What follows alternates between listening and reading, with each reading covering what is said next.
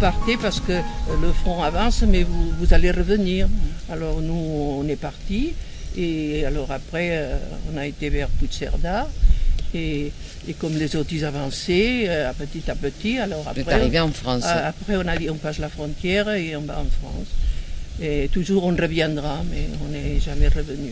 Et on est tombé donc en Dordogne. Et puis le monsieur qu'on est tombé dessus, une chance pour nous, c'était le maire du pays. Et il a dit, ne vous inquiétez pas, j'ai un hôtel ici, vous nous aiderez. Ben oui, les filles, on était quand même 3 filles, et j'étais la plus jeune, alors bon, on pouvait trouver du travail quand même. Il a dit, vous venez avec nous. Ben oui, on y est allé, et puis on se débrouillait, il fallait bien se débrouiller. Donc vous avez fui aussi alors? Oui. Ma mère a mis dans un landau des draps, des choses dans une poussette. Et puis nous sommes partis à Joigny, dans Lyon. Là, il y avait la guerre. J'ai animé de nombreuses années des ateliers mémoire pour personnes âgées. Et j'étais soucieuse de donner à ces personnes la possibilité de transmettre un savoir ou de transmettre une histoire, puisque à chacune de ces séances, chacun a la possibilité d'exprimer un moment important de sa vie. Par la suite, j'ai ressenti le besoin d'un outil plus adapté aux personnes ayant des troubles de la mémoire importants. J'ai trouvé auprès des équipes soignantes un engouement pour ce travail de réminiscence qui crée un véritable lien avec le malade. Nous avons mis en place un cycle d'information, une conférence, des expositions et proposé une formation qui donne les moyens aux soignants de participer à ces ateliers où l'on peut découvrir l'autre.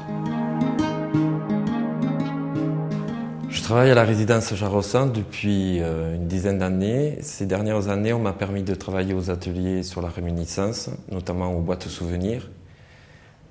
La relation entre résidents et soignants est totalement différente dès l'instant où la blouse blanche tombe. On est plus sur un aspect médical.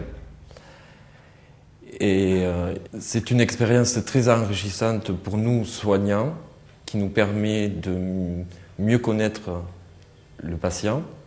Donc ça devient une autre personne. On a un autre regard sur la personne, on connaît son histoire.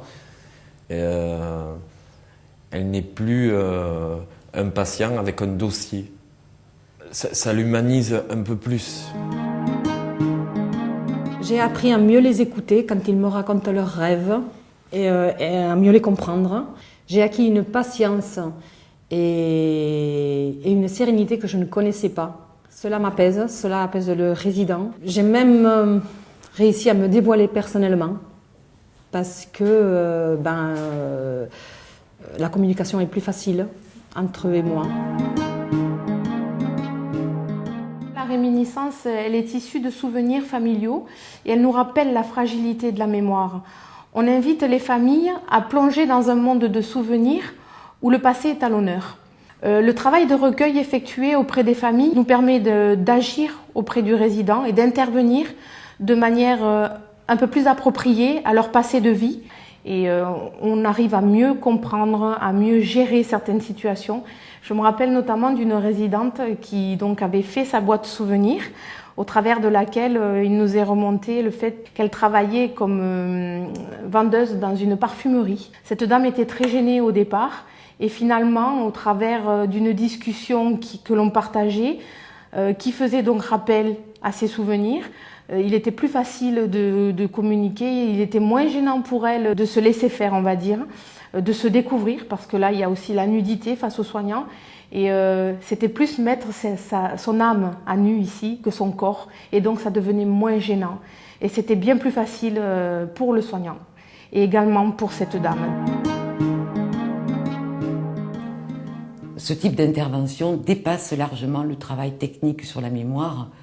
Il permet aux personnes âgées de verbaliser des connaissances, d'exprimer un parcours de vie. Il redonne confiance dans la capacité à se remémorer ses propres souvenirs. Les familles bénéficient largement de ce travail réalisé. Les proches éprouvent une réelle satisfaction à découvrir le parent dans une situation de réussite Patients et familles sont ainsi valorisés.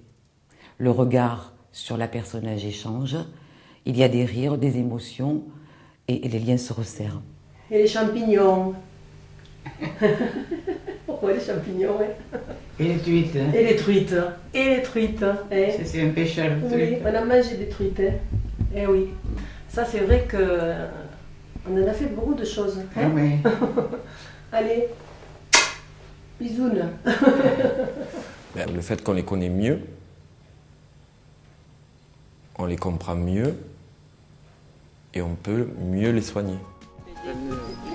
Grand-père, et j'ai le texte. D'accord. Laisse-le tenir un petit peu, je débarrasse du pinceau.